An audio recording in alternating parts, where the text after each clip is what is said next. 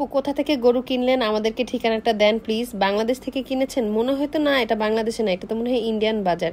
এত ইন্ডিয়ান বলদগুলো কিভাবে কি আপু একটু দেখান, আপু একটু ভিডিও দেন, একটু তাড়াতাড়ি ভিডিওটা দেন, আদারওয়াইজ তো আমরা কিনতে যেতে পারবো না। আপু একটু তাড়াতাড়ি দেন। দেহের এই গরুটাই আজকে কিন্তু আমি কিনে ফেলেছি, আলহামদুলিল্লাহ আলহামদুলিল্লাহ আলহামদুলিল্লাহ।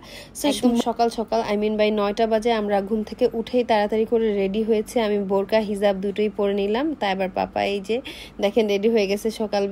তাইব ঘুমায় আছে এখনো, বেটা আমার উঠে নাই, আর এই বেটা উঠতে উঠতে 1টা-1:30 বেজে যাবে। তাই আমি তাকে ভালোভাবে শোয়াই, কর্নারে একদম খাটের কর্নারে শোয়াই বের হয়ে গেলাম। এবার আমরা একটু ঢাকার বাইরে থেকে গরু কিনবো। ঢাকার বাইরে নাকি একটু রিজনেবল প্রাইসে গরু পাওয়া যায়। এই এক্সপিরিয়েন্স নেওয়ার জন্য কুমিল্লার উদ্দেশ্যে আজ বের হবো এবং আপনাদের সাথে শেয়ার করব কুমিল্লা কোথায় এত রিজনেবল প্রাইসে আপনারা গরু পাবেন। এই হাটটা বেসিক্যালি বসে ঢাকা থেকে এক্সাক্ট 160 কিলোমিটার দূর, কুমিল্লা গাজী। কুমিল্লার যে আপুরা দেখবেন অবশ্যই একটা করে কমেন্ট করবেন। কুমিল্লার মানুষ কিন্তু আজকে আমার খুবই ভালো লেগেছে। আর এই যে দেখেন বাসা থেকে বের হয়ে আমাদের বাসার সামনে যেহেতু রাস্তা কাটা, প্রথমে আমাদের রিক্সা নিয়ে, আমাদের 2 চাকার গাড়িটা নিয়ে দেন হচ্ছে আমরা আমার অফিস থেকে বের হব। বের হয়ে গেছি কুমিল্লার উদ্দেশ্যে, মোটামুটি চলে আসছে। এই যে দেখেন চট্টগ্রাম কক্সবাজার অনেক বড় ছিল মাশাআল্লাহ, খুব পরিষ্কার পরিচ্ছন্ন ছিল, ওয়েদার খুব ভালো ছিল, কিন্তু রাস্তায় ছিল প্রচুর পরিমাণে জ্যাম।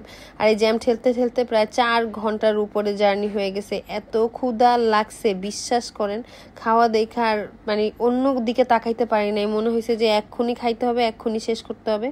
শেষ করে আমার আসলে গরু কেনার যে টেনশন, এটা মাথা থেকে যাচ্ছিলই না, যে প্রথম যাচ্ছি কেমন না কেমন হবে। তারপর মনে সৎ সাহস নিয়ে ঠান্ডা মাথায় আমি চলে গেলাম হাটের ভিতরে। হাটে যায় এত ভাই দেখি কোনো মেয়ে মানুষই নাই, যেহেতু ঢাকার বাইরের হাট এইরকম একটু হবে, এটাই স্বাভাবিক, কোনো মেয়ে মানুষ থাকবে না। তো এ পাশ থেকে ও পাশ দেখেন এগুলো সব ইন্ডিয়ান বলদ গরু। এই যে এই পাশের যে ক্যামেরায় যে গরুগুলো দেখা যাচ্ছে না, সবগুলো গরু 2 লাখ থেকে 2.5 লাখ বাজেট হলেই আপনি নিতে পারবেন, যেটা ঢাকায় মিনিমাম 3 লাখ টাকা গুনতেই হবে আপনার মাস্ট। আর এখানে না আমি একটা জিনিস খেয়াল করলাম, হাসিলও অনেক বেশি কম, লাখে মাত্র 1400 টাকা হাসিল, যেটা ঢাকায় লাখে 5000 টাকা। এই গরুটা যে বের করলো না, এই গরুটা খুব পছন্দ হয়েছে, বাট আমরা নিতে পারলাম না, কারণ হচ্ছে সে চেয়েছে 2,70,000, আমার এত বাজেট ছিল না। দেন আমরা চলে গেলাম আরেকটা গরুর সামনে। এই যে দেখেন আপনাদের ভাইয়া ধরতেছিল, দামাদামি করতেছিল। অফকোর্স আপনার এইসব হাটে গেলে 100% দামাদামি করে দেন নিতে হবে। আর এই যে দেখেন ভাইয়াটার চেহারাটা কি মায়াবী, আসলে উনি ছিল গরুর মালিক, আর এত কষ্ট পাচ্ছিল দেখেন, তার চোখ দেখেন ছলছল করতেছে।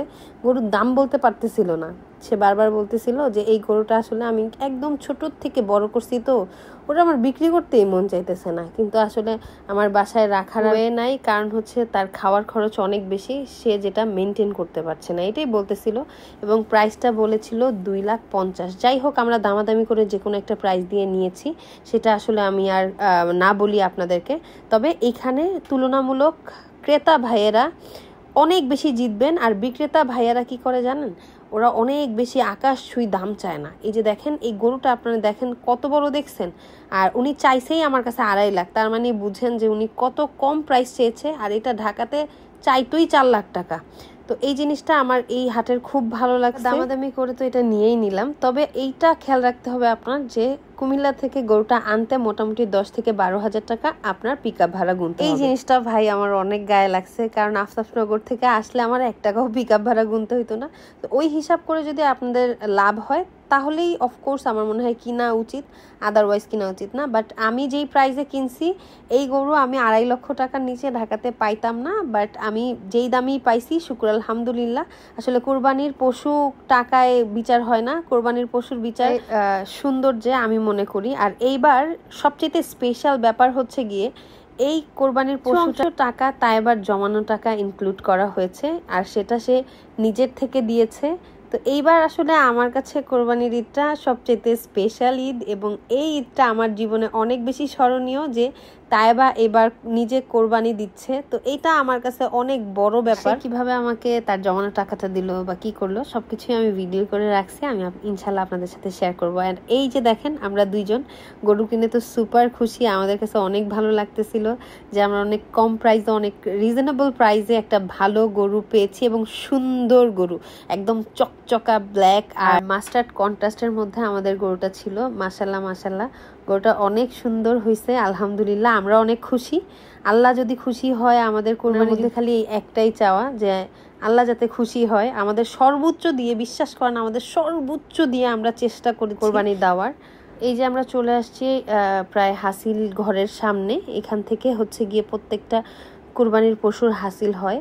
তো তারা বারবার মাইকিং করছিল হাসিল না করলে কিন্তু কোরবানি হয় না, এই না সেই না। এটা কিন্তু সত্যি, আপনি যদি হাসিল না দিয়ে গরু পশু নিয়ে আসেন, কোরবানির পশু হাট থেকে নিয়ে আসেন, আপনার কোরবানি কিন্তু হবে না।